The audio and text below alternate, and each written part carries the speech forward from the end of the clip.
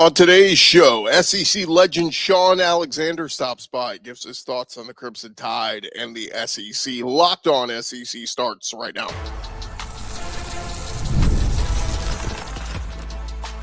You are Locked On SEC, your daily podcast on the Southeastern Conference. Part of the Locked On Podcast Network, your team every day. And what's up, everybody? Welcome into Locked On SEC. It's great to have you guys along. I'm Chris Gordy. Thanks for making Locked On SEC your first listen every day. Shout out to everydayers. We're free and available wherever you get your podcasts and on YouTube. Part of the Locked On Podcast Network, covering your team every day. All right, today's show, we've got a great visit with Shaun Alexander, the Alabama legend. But first and foremost, we got some news going on around the conference that we got to dive into. So let's do that. Let's hop right into it. Let's go around the conference. Boots out to the right. Intercepted. Takes the handoff. Throws. What a catch. Around the conference. And first and foremost, we got to catch you guys up the Super Bowl on Sunday night. Jalen Hurts, former Alabama Crimson Tide quarterback and Oklahoma Sooner, was named the Super Bowl MVP after his performance in the game. 17 of 22, 221 yards, 2 passing touchdowns, and interception. Led Philly in rushing with 72 yards on 11 carries and another score.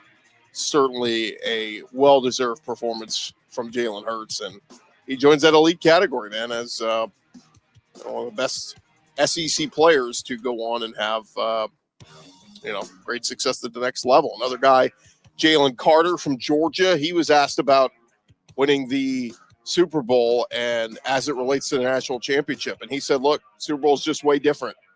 He says it's not like winning a natty. A natty feels good, but the Super Bowl is way different, way more publicity and everything else.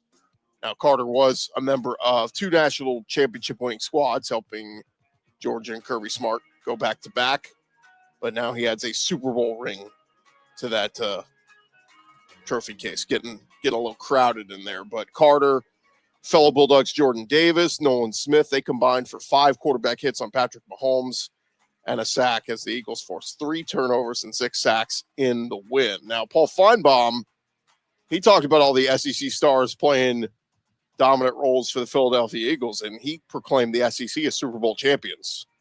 On Monday, he made his appearance on McElroy and Kubelik in the morning, and Feinbaum joking, the SEC is definitely back.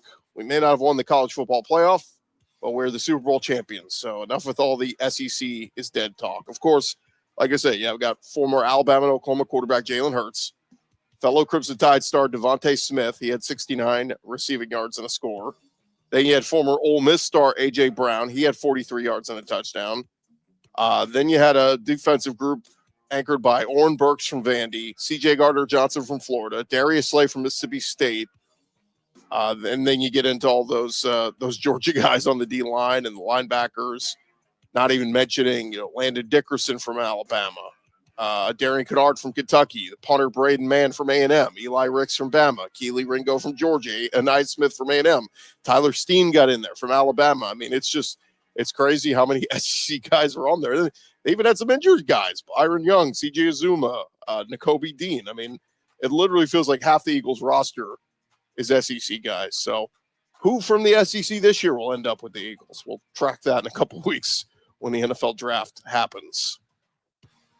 All right, in other news going on around the SEC, Texas AD Chris Del Conte announced an adjustment to Texas's football schedule for this coming fall. He announced in their weekly newsletter that the Longhorns' home game against Sam Houston is going to be moved up a week to September 20th in Austin. The showdown between the 2 in-state schools was originally scheduled for September 27th. So now Texas will close out its non-conference slate with that game against Sam Houston. Longhorns' non-conference schedule opens with a massive season-opening road game against the defending national champs at Ohio State. That'll be on August 30th. And then the non-conference slate will continue with San Jose State on September 6th, UTEP on September 13th, and now Sam Houston on September 20th. So they now get they move their bye from the 20th to the 27th. So they'll play 4 consecutive weeks before they get the bye. And then, of course, after that non-conference schedule concludes, they'll have a bye week before they open SEC play with a big showdown at Florida on October 4th, and that will be fun. DJ Lagway versus Arch Manning. That will be the next big test. I mean, obviously, Texas will be tested right out of the gates at Ohio State. Big, massive stage for Arch Manning to make his season debut, but then having to go on the road at Florida to the Swamp to open SEC play, that will be a really good one. All right, other SEC news. Over at Auburn, DJ Durkin, Auburn defensive coordinator, helped improve their defense significantly this past season, and he was rewarded on Monday with a big-time raise, making one of the highest-paid DCs in college football. Durkin was making $1.2 million last season. He will now make $2.5 million this year at Auburn. That'll make him the second highest-paid assistant in the country, behind Jim Knowles, who just left Ohio State for Penn State. A report came out, big reason why Durkin got such a massive raise and extension is because Ohio State was trying to come for him. So Jim Knowles leaves Ohio State to go to Penn State. Ohio State's looking for a DC. They're like, oh, let's go get DJ Durkin. Auburn goes, not so fast. We're going to give him a massive raise. They give him the second highest paid DC in the country. Auburn was much better on the defensive side of the ball last year. They ranked 28th in yards allowed, 31st in points allowed. So some new coaches on that staff as well. TJ Rushing brought in to coach the safeties, Rock Bellantoni, the new outside linebackers coach. But DJ Durkin, look, he's been good everywhere he's been. Texas A&M, Ole Miss. He's been a good DC just about everywhere he's been. All right, over at Kentucky, Mark Stoops. He caught up with ESPN's Matt Berry this week and talked about being the SEC's longest tenured head coach. And he joked, feels like dog years in the number of years he's been coaching in the SEC. He said, look, you know how tough it is to coach and survive in this league? Last year we hit a hiccup. Not very proud of that. We have a lot of work to do to get back on track. Kentucky finished 4-8 overall, 1-7 in SEC play.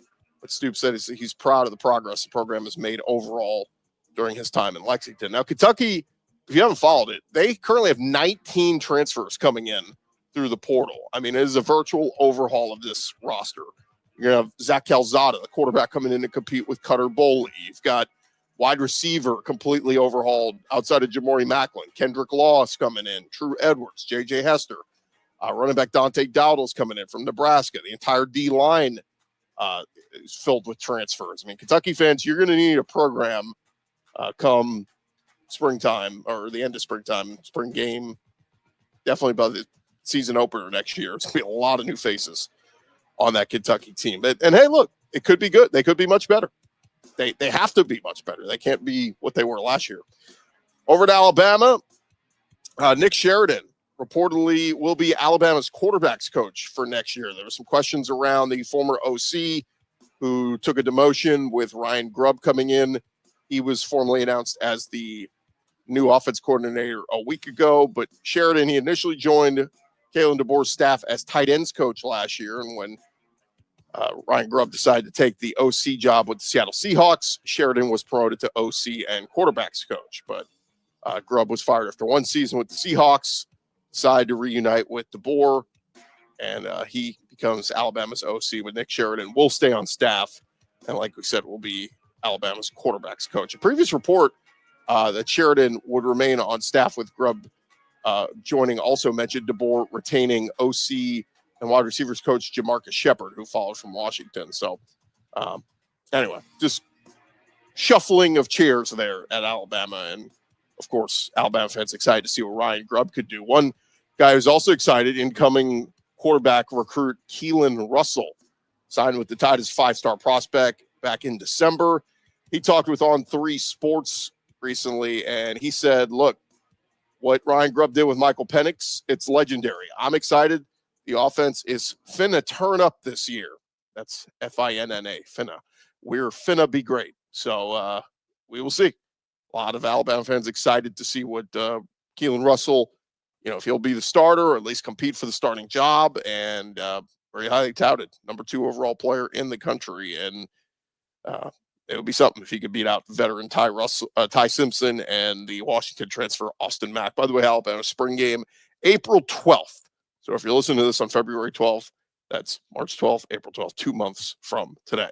All right, a few other tidbits here. Billy Napier announced 2 new hires to his front office, Nick Polk and Benjamin Elsner. Nick Polk is going to be Associate Athletic Director / Football General Manager. He's going to oversee the front office for the Gators, dealing with revenue share, NIL, all that stuff. And then Elsner will be the team's new Director of Football Strategy. So we'll see how those two guys can help Billy Napier heading into his 4th season in the Swamp. All right, some SEC hoops news. Jay Billis making an appearance on the Paul Feinbaum show earlier this week and said he's never seen anything like what the SEC is doing this year. He said the non-conference success had not been seen since the ACC in the mid-'80s. But the biggest difference in comparing those two is that the ACC was 8 teams then. It's a lot easier to have 8 really good teams than it is to have 16 really good teams. Of course, we're going to see number 1 versus number 2 this Saturday when Auburn and Alabama face off. That's going to be a monster one. But Zakai Ziegler, if you missed it from Tennessee earlier this week, talked about the SEC. He said, quote, "It's a gauntlet. Every single game is a fight." And how about Joe Lunardi showing some respect? He projects 13 SEC teams to make the 68-team field, according to his projections this week. He's got Auburn in as a 1 seed, Bama as a 1 seed, and Tennessee as a 1 seed. So 3 of the top 4 seeds he's got from the SEC. He's got Florida in as a 2 and A&M as a 2 seed. He's got Kentucky as a 4 seed, Ole Miss as a 5 seed, Mizzou and Mississippi State as 7 seeds, Oklahoma and Texas getting in as 10 seeds, and Vandy and Georgia in as 11 seeds.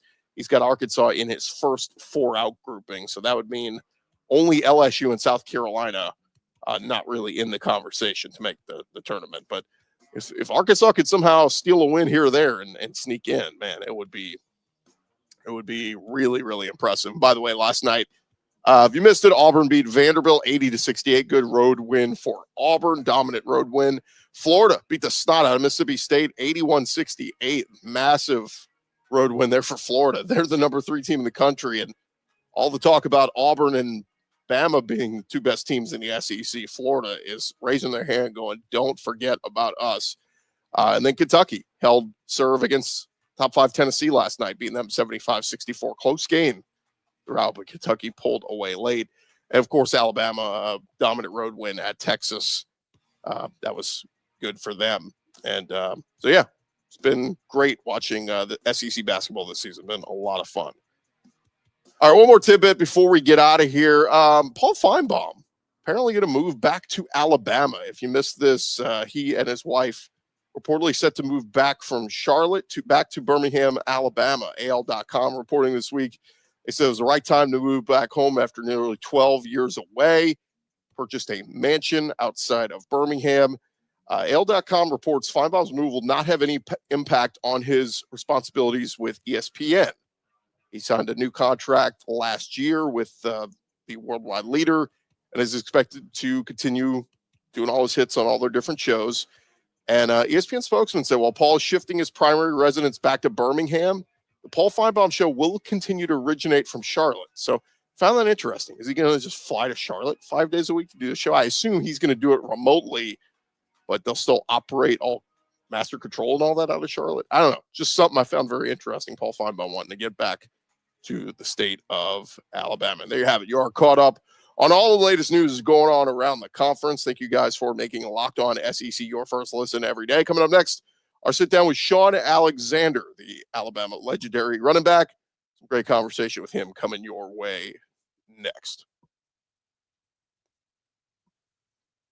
But first, I want to remind you about our friends over at Wayfair and look after the holiday hustle. There's nothing like giving your home a little TLC. You always find that decluttering and refreshing your space can help you get back into a routine. And whether you're tidying up, clearing out, or just want to give your space a new look to start the year, Wayfair has everything you need, all within your budget. If you're looking for furniture, if you're looking for whatever it is, accessories, Wayfair's website, super easy to navigate. You will find everything you need in no time. There's something for every style, every home, no matter your space or budget. Wayfair are going to make it easy for you to tackle your New Year's home goals with endless inspiration for every space. So figure out whatever your decor style is and figure out what items you need in your home and let Wayfair help you out in a time crunch with delivery free, fast, hassle-free. Give your home the refresh it needs with Wayfair. Head to wayfair.com right now. That is WAYFAIR.com. Wayfair, every style for every home. It is Wayfair.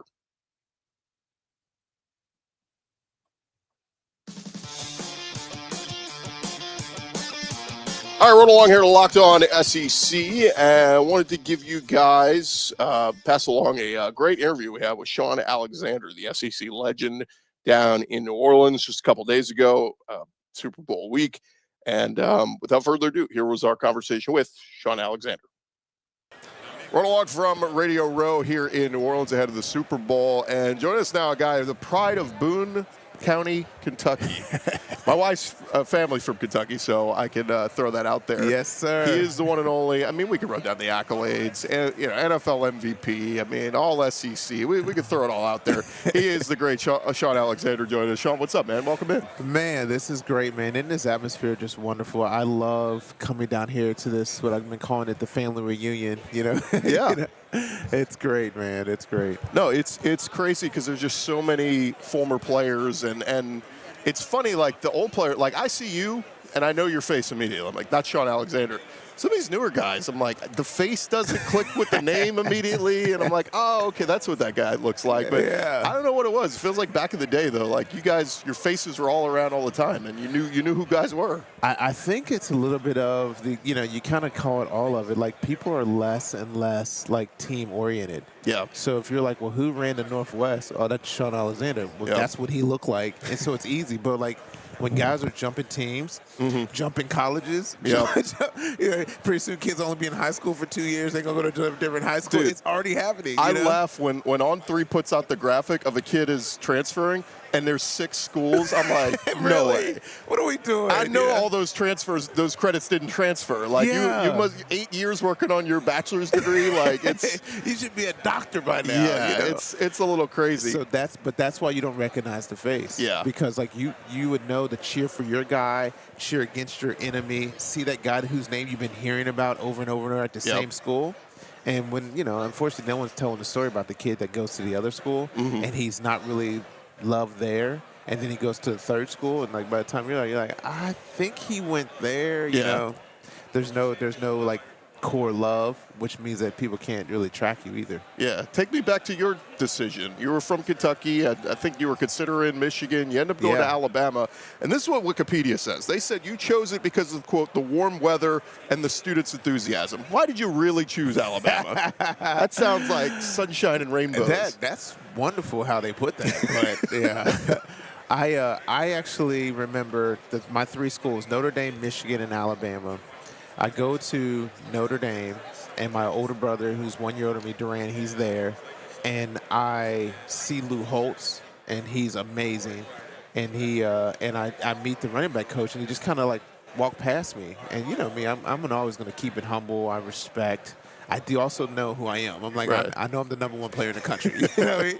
So it's okay if I'm not your guy, but we also ain't gonna act like you don't know who I am. You know what I mean? And so he walked by me, and I thought, well, that's weird, especially because we had just came back from Michigan, me and my friends, and I said, well, I'm just going to introduce myself. Hey, my name's Shaun Alexander, Boone County High School. Oh, yeah, great. Hey, are you going to watch practice? I was like, yeah, I was thinking about it. And most running back coaches would just sit there and be like, well, let's talk football, or let's talk family, or, hey, how are you liking the school? And everybody knew I had an older brother that was there, so it was like, this is such a layup for Notre Dame. Right. Don't screw this up. And I left that meeting, and my friends were, like, embarrassed. They were like, we just left Michigan. We've been with you down to Alabama, and he clearly has another running back. Wow. Like, so that was how we left Notre Dame. And I remember we went to a game, and it's me. Lou Holtz pulls me and these 2 other guys into a room. He says, hey, if you 3 come, we'll win a national championship 3 years in a row. And I'm like, why only 3? Why not 4? He's like, because you all won't be here 4 years. Go, bro. It was me. I was Mr. Kentucky. It was Mr. Ohio, and Mr. West Virginia. You know who those 3 guys were? Who were the other 2? Me. Mr. Ohio was Charles Woodson. Okay. Mr. West Virginia, Randy Moss. Pretty good. We didn't have cell phones. We didn't know. We just thought that we kept getting pulled into rooms together every school we went to. Yeah. And we saw each other after retirement, Monday Night Football. we all see each other together. And we're like, oh, my gosh, we've known each other since we were 16. Are you kidding me? And I'm sure you all felt old. Yeah, it was so wild because it was just amazing. Just kind of thinking about that, reminiscing, like, you know, hey, man, my mom's gonna bring me down to the game, and it was just just fun. So, how did Randy end up at Marshall then? Yeah, he went to Notre Dame. Charles went up to Michigan on his official visit. He signs. I'm coming the next week, and I'm going to sign too. Snows 3 feet of snow. Turn this corner. My next trip was just happened to be Alabama. We're fishing. We're having. I was like, sunshine. Okay, here we go. So that's where they get the story of the sunshine. Yeah. But it was a lot more to that. But I love Gene Stallings. He was the head coach there, and the Bear Bryant disciple. I was like, man, this is my guy. I loved Ivy Williams, the running back coach.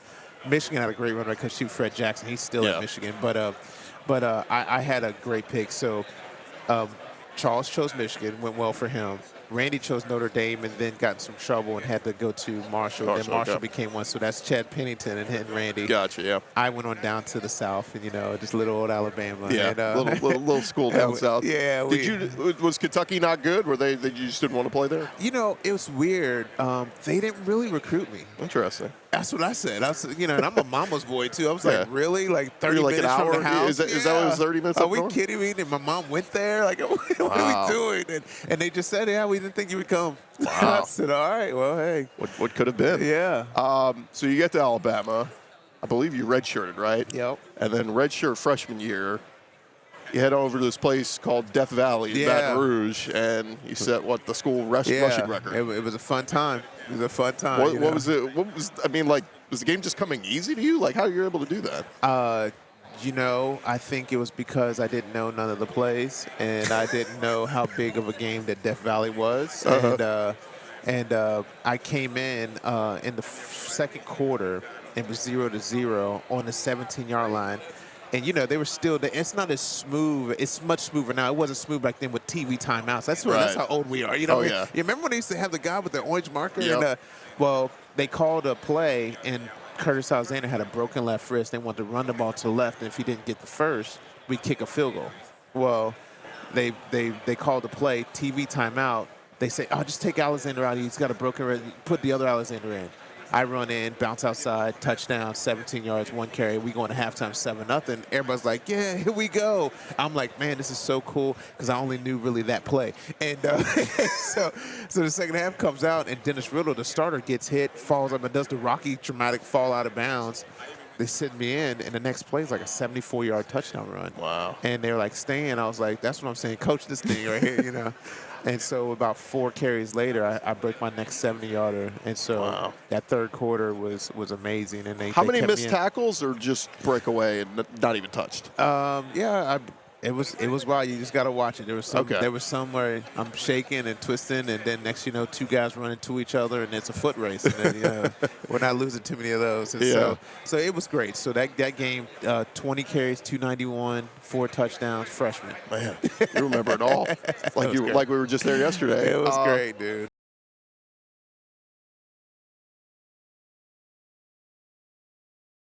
Take me back to, so then you had a chance to go pro after your junior year, but you decided to come back. Yeah. That was kind of the era where it was like late 90s and into 2000s. That's when everybody started going after the third year. But you were still there kind of where a lot of people were still coming back. And Peyton was like a year older than me, and I knew he came back for his senior year.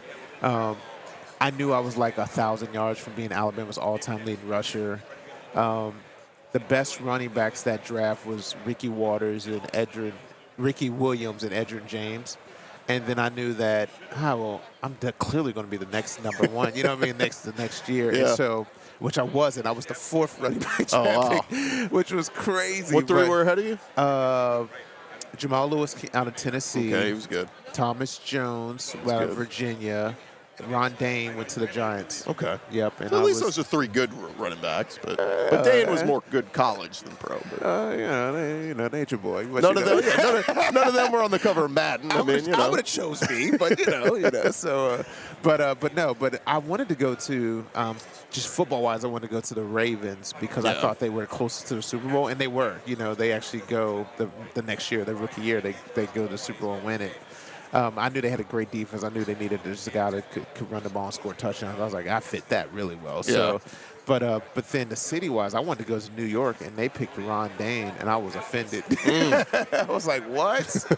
What's going on here? And Ron's my guy, so we always be laughing. But he had a great team. He did what he was supposed to do. He maximized his talent, and so it worked out for him. Well, but, you just go to Seattle and set records there, and right? I went to a town that was like, they were not that good, and I was like, what?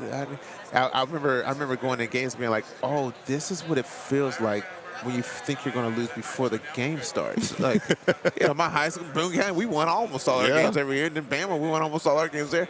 I didn't know what that was like. I was like, oh, this is a different kind of life. Wow. But we couldn't sit there long. I was like, nah, we got to get this fixed quick. Yeah. And just turning around and to be in the program that y'all see today, it's hard to win in our town. It's hard to beat us. We go play well and play excellent, and we turn that thing around. And 4 years in a row, winning the division, 5 years in the playoffs, going to Super Bowl. Building that new stadium, it was all through my run, and so I was just in Seattle not too long ago. I would lose 20 pounds walking up and down those everything's so hilly there. I'm like, geez. Yeah, it's wonderful though. You get used to it. I thought it was a great place to go play football because it's kind of like you're in your own little world. Yeah, and, the water out there, like when the sun's setting, oh my God, beautiful. The mountains, it's awesome. The sunny days out there are like breathtaking. Yeah. Talking with Shaun Alexander here joining us, and I want to talk a little bit about the current team. I know you still root for Alabama. You still cheer for them. 9-4 DeBoer. It was a rough first year for Kalen. But, look, it was going to be rough for whoever replaced the legend. Saban, right? It's all got to be perspective. Like, he's talking about here. Like, it's Nick Saban. It's greatest coach of all time. Of all time. We're like people like a little bit older than us would be like, oh my gosh, how can you say that with Bear Bryant around? We're like, okay, cool. Look, we're having an argument over Nick Saban or Bear Bryant. Right. And you're like, what is DeBoer doing? Well, let me tell you what he did. He won the most games out of any Alabama coach in their first year. Okay, yeah. It's just what we got to say. Like, put the facts out there. It didn't look like Nick Saban. How is it? He's not Nick Saban, and he doesn't have his kind of guys out there. Mm-hmm. He just took Nick Saban's guys and said, hey, this is what I think could kind of work.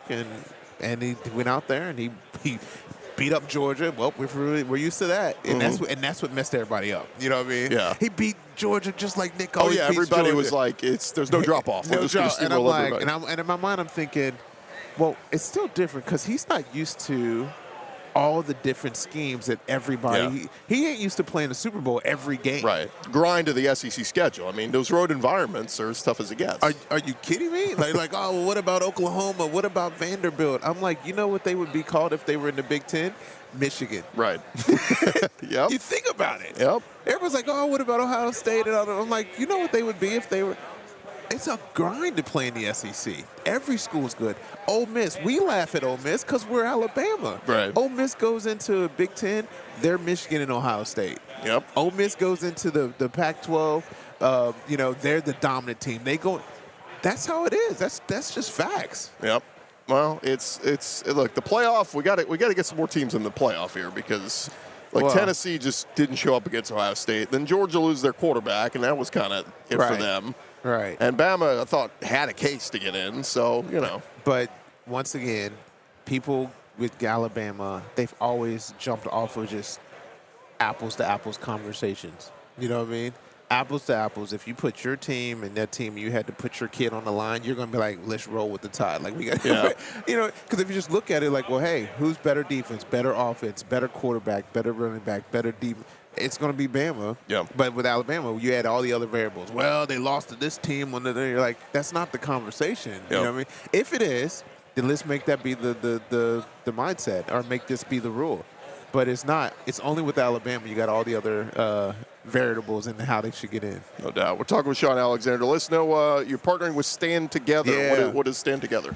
Man, Stand Together, I'm the ambassador for them. I've been with them about 6-7 years. It is about 850 of some of the most successful businessmen and women and philanthropic leaders in the country.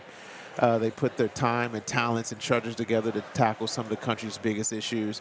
It has been so fun working with them and seeing the impact that we have on communities and families.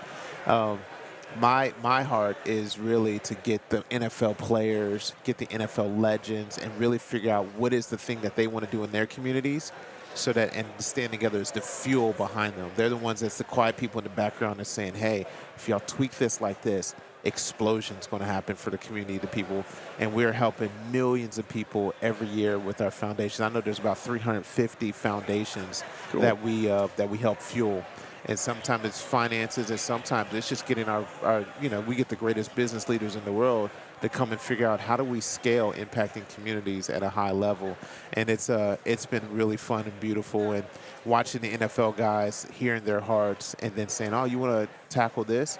Hey, let me introduce you to this person and help you all think out that process. Yeah. And then watching them take it from 500 turkeys to, wait a minute, we don't even know how many families we really helped. You know what I mean? To, man, we know that we've helped 450 families, and those 450 families had 3,000 kids, and those 3,000 kids are in 54 schools. And, you know what I mean? Yeah. And next thing you know, you've got real numbers to really go use every dime to make it count. And so I love the whole process. I love seeing guys use their platform for good. It's fun. Stand Together, they've been great partners, and they fuel a lot of great things. That's awesome, man. Standtogether.org is the website. Folks want to learn more about all the great work you're doing. Shaun, it's been a pleasure, man. We've been trying to get you on the show for a long time. Great to have you, and we'll do it again real soon, man. Really appreciate it. We should, man. You're great, awesome, dude. man. Thanks, Shaun. Appreciate it. Doubt. We'll be right back right after this. Roll Tide. You had to get that in there. All right, thanks again to Shaun Alexander. Great stuff with him. Really appreciate him taking some time to join us. Thank you guys for making Locked On SEC your first listen every day. Shout out to everydayers. Come on back and check us out tomorrow on the show. We got some more great guests that joined us from Radio Row, including Dylan Stewart, the big star freshman defensive end from South Carolina, heading into his true sophomore season. We'll have a conversation with him. Don't want to miss that right here on Locked On SEC. Everybody have a great day. We'll talk to you guys tomorrow.